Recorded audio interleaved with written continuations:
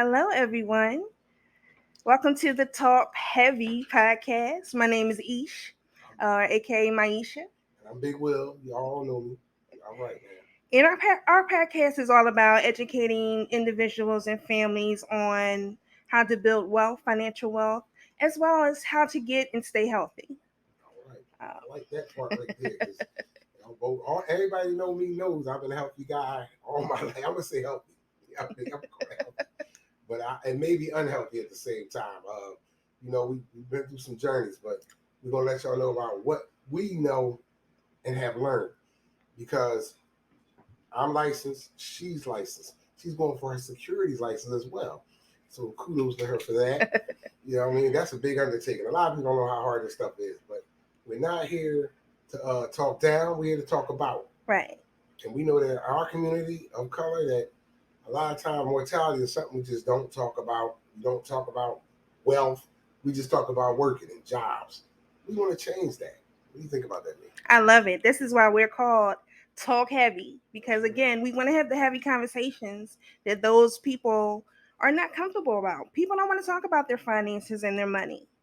But it's important for you to know and learn how to grow your money, how to build your money, how to have it for retirement, and all those other things so that you don't be living paycheck to paycheck the rest of your life. Uh, Right. Will definitely does a lot about the fitness thing. Yeah, I've been on a journey for a long time. I was as high as 500 pounds, as low as 235. I never cracked 225. That's one of my goals. Right now, I'm hovering a little bit above 300. But I'm working out. I go to the gym, and when I'm in the gym, I'm focusing.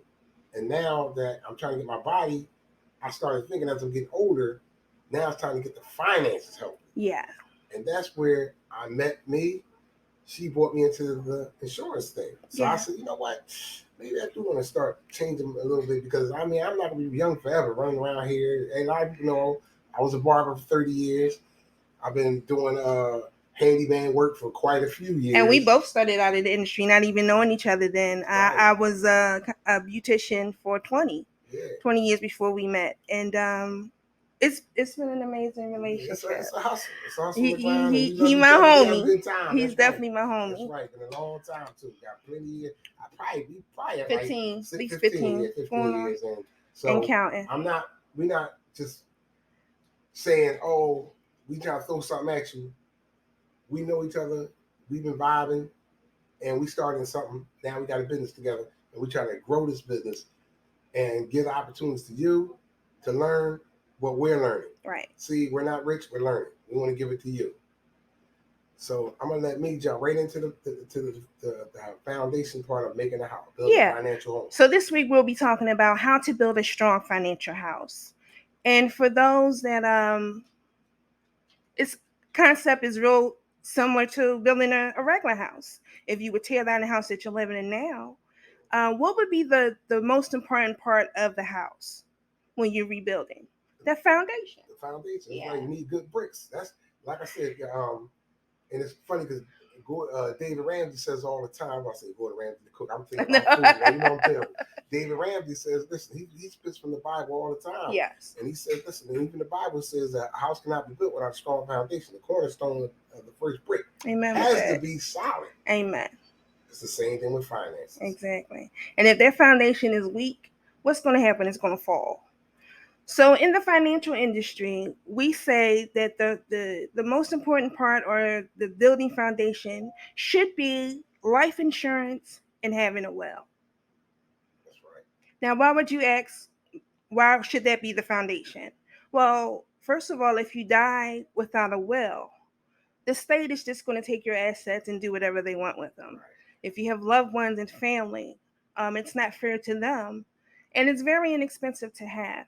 A lot of us don't even think, well, we don't have enough assets to even have a will, but it saves the family the headache of wondering or figuring out what your wishes were and what to do with what you've left behind for them. So a will is very important. Exactly. The next thing is having, I like to say, term life insurance, but life insurance so that your family's not struggling, having to do a GoFundMe Life insurance is more just about burying you when you die. But those that you're leaving behind, how are they going to survive and live? If you're the head of the household, that's a income that's going to be absent once you leave here. So, the best way is to sit down with the financial advisor, get an idea of how much you would need to have, just to not bury yourself, but to make sure your family's comfortable for the years um, that you're gone. Right, because you have absentee money is a big problem in our community. Absentee, when somebody is deleted from the payroll, Mm-hmm.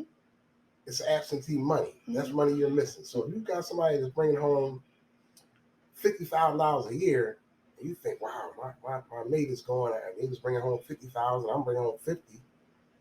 Well, you're not getting 100,000 anymore. You're bringing in 50,000. You only do twice as much with half. Right. Because remember, you can't even do the work the person was doing, and you don't have the finance. Right. So it goes hand in hand. And these are just things, we don't think about because we haven't been educated and taught for whatever reason.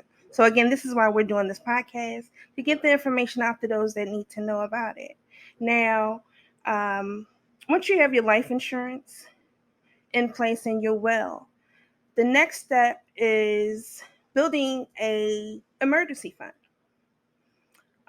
So we don't have to take rent money to rob Peter to pay Paul when emergencies occur, because they're always going to happen. And that looks like something, somebody that's earning $40,000 to $50,000 a year can save in 3 months $1,000 just to have in a savings and take it from there. Right. The average American doesn't have $1,000 in the bank saved. A lot. I don't know if you know that or not. Not talking down about anything, but that's just the way it is. And I didn't say of color. I said the average American Right. doesn't have $1,000 in the bank Of any color. in Right. any color, and that's crazy because the money's out here. We just got to get it. And if you stick around for these podcasts, as we get later into the podcast and you start learning more and more, the money is out here. Yes. Make no mistake about it.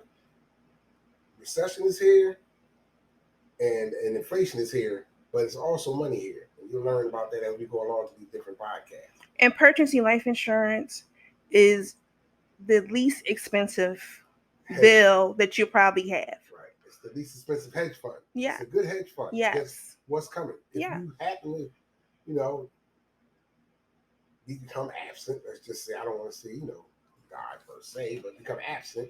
If you leave here before you expect to. Exactly. Thank you. Before you expect to. You right, want to be in a position. Exactly. Not just, like you said, not just to go home the correct way. Right. Because, and like I said, this is talk heavy. So we talk heavy, we talk real. I got family members, and they had people sitting in the freezer for 5 months. Now, come on. Right. Come on, man. And that's no disrespect on them and no shade on them. The problem is we're not prepared. Right. And now, my thing is, I'm not supposed to be prepared for what's going on with Maisha. I'm supposed to be prepared for what's going on for me. Right. So I should have my policy. She's going to have her policy for her family. I'm going to have a policy for my family. Mm-hmm. I'm not hoping she got a policy for me. Mm-hmm. That's not what we do. Right. So we're not here to hustle you and get insurance on anybody, try to get, no. We talking about house, building a house of finance. And I leave that up to you. My job, I feel as though I've been called to give you the information. Exactly. Because somebody did it for me. Exactly. I had no idea how to. I was looking for a policy for my oldest daughter who was disabled and was having trouble finding the policy coverage for her because she has a severe seizure disorder. So I ran into a family friend who just happened to be in the business of personal finance. And she sat me down and educated me on how I can save and create money for her burial outside of also working part-time from home, which is also something, I'm a hustler, so I always want to earn a few dollars as I can. And 3-4 years later, I'm now a licensed financial consultant. It also sits down with families and educates them on how to save money, earn money, and invest their earnings, their earned income. So let's go back to the steps. The first thing to build a strong financial house, we said, is having life insurance and a will. And you want to kind of think about life insurance between the ages of 25 and 44. Once you start working, having a job, getting a little lifestyle of your own, and Yeah. starting a family. These are things that you really want to start, because the sooner you start with life insurance, the cheaper it is. Exactly. Exactly. You don't want to wait till it's time, almost time to get a policy, and then you're spending. That's when it becomes expensive. Right. So Especially this, when you're talking in term life insurance. yeah, See, because like a lot of people, everything is about getting the bag now. Let's get the bag. I want to get the bag, and the bag is talking about some expensive insurance that you really, what I mean, it's different. Like it's because we know it's different other life insurances. It's whole life, universal. We're not gonna act like term is only it. and we'll That's what we're dealing with on this podcast. and we'll have other podcasts to explain Right. all those as Yeah, we'll well. explain all of them. We'll But break them today we're down. just talking about Right. term life And insurance, insurance period. basic. Yeah. And then and we need to understand about insurance. I quote people, and it's so funny because I'm newer than her. I only been in it a year. But when you quote somebody and it comes back $8 a month, you see this stuff like, because like, listen, I'm like, you know how we always get the store. You got a credit card, Right. you sitting there like, oh my god, I hope this thing goes through. And that's like, when I quote people, I'll be sitting to myself like, I know this gonna be like 60 down. He ain't gonna want this policy, and it come back $22, $11.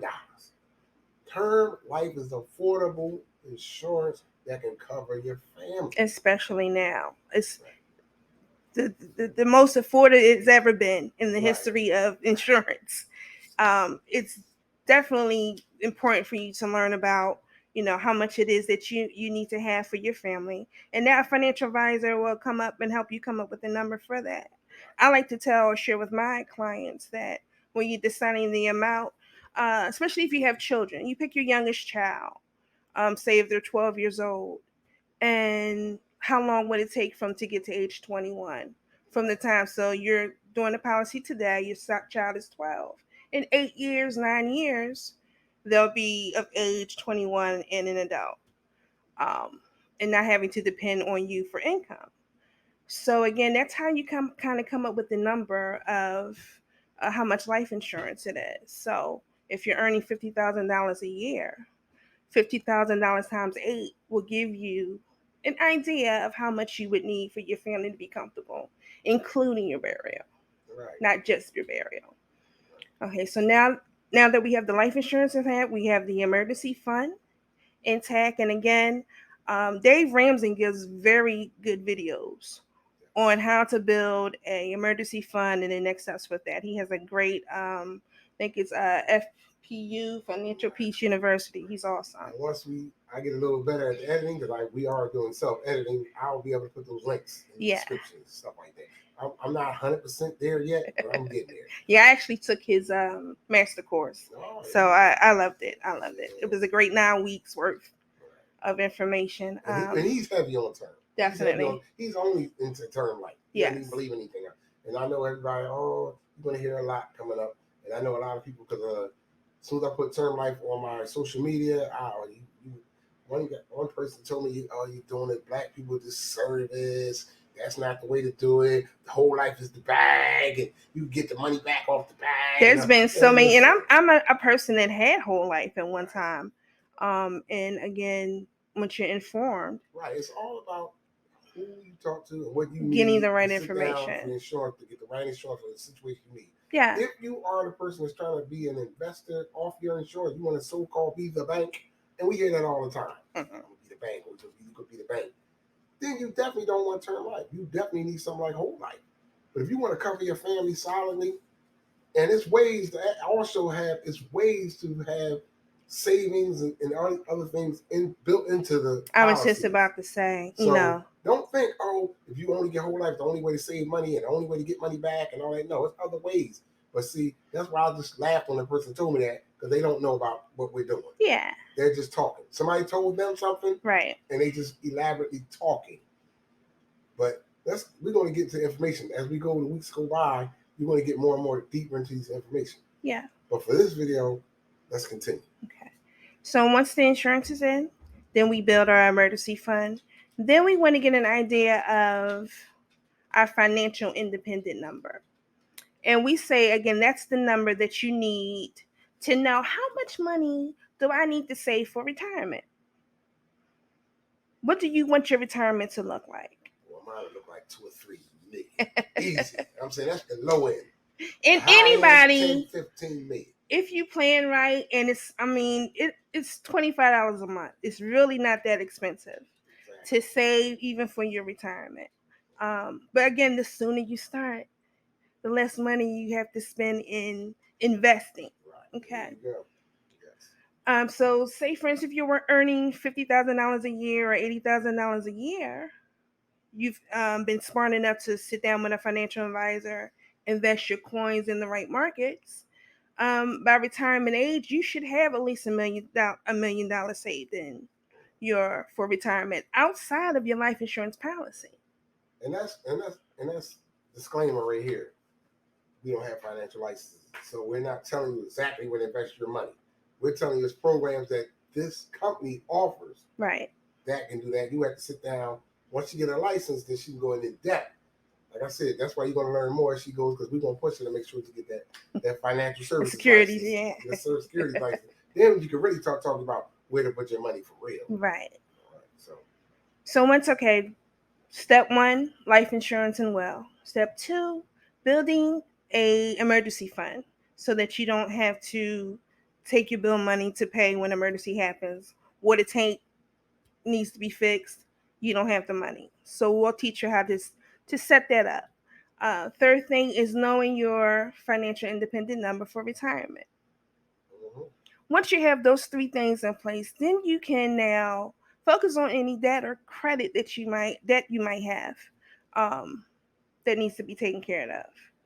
Um, and, and there's programs for that as well. We can refer you and to. that I can attest to. Hmm. I know all about it. I've fallen into the credit card traps. I've been in the refi mortgage trap. Hmm. I've been in all type of traps. They set them out there so it don't even look like a trap. I mean, it looked like a honey pot. You say, what's that honey hole over there? Till you fall in. I'm telling you, don't listen. It's a lot to get away from, and that's just on this personal experience. Right. Stay away from these credit cards to a certain degree. And if you have the control, fine. If you have that type of control, if you don't Right. have the control, please stay away from credit card. 26% interest accruing every 27 days. See, that's the part you got to get to. You look at every 27 days, your money looking up like, wait a minute. And the funny thing about credit cards, to sidetrack a little bit, when you get these credit cards and you think, well, listen, I got, let's give it a loan, $1,000 sitting there. Hmm. You're not paying attention. I was $1,000 sitting there. You keep paying the minimum. Hmm. When you look up, it's 7, it's 6, it's going down. Now, why they're eating your money? Because you didn't pay nothing but the minimum. Hmm. At the back end, they're charging you more money, so they're taking it away. You're not going to get that. Or it's not like, oh, it's going to stay $1,000 and you owe us money. Hmm. No, they chop that money down. Now you get an emergency, a real emergency, you only got $600. You thought you had 1,000 in there. Hmm. So it's little traps like that I want to let everybody know about, because I've been in them myself. You know what I mean? So we definitely want to be careful and be mindful to pay those type of debts off as, as, as fast as possible. Right. And again, this is our first podcast, so we're Right. we're giving you a general, broad uh, description of the information that we're going to present to you on a weekly basis. Right.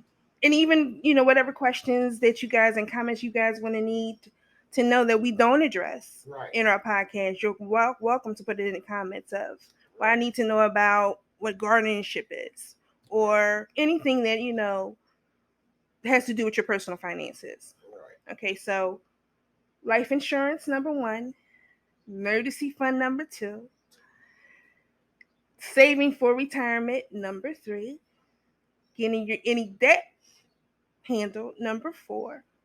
What's 5? What's the last one? Five is focusing on your children and saving for their college. The future. Or if you don't have any children, you can invest in what you want your lifestyle to be.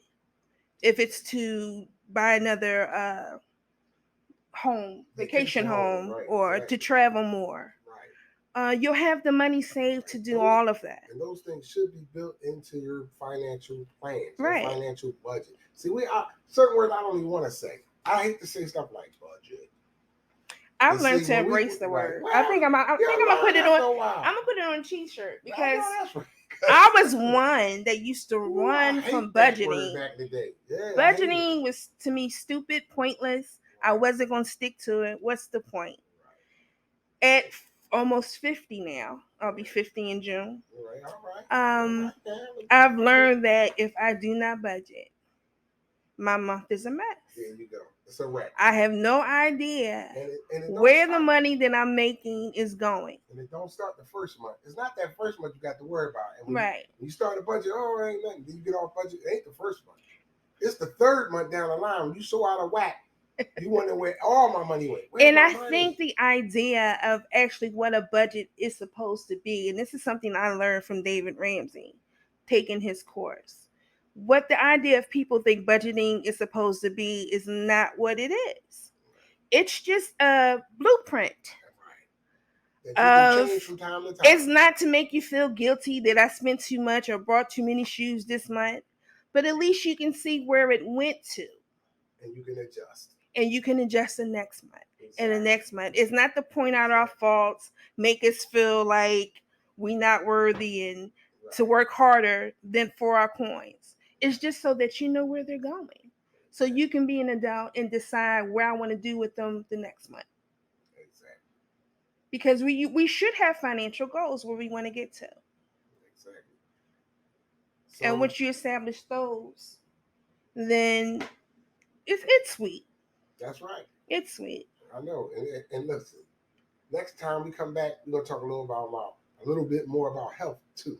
We talked about wealth today, and we took up most of your time. So listen, we're not gonna hold you up. We love you. We'll try it again.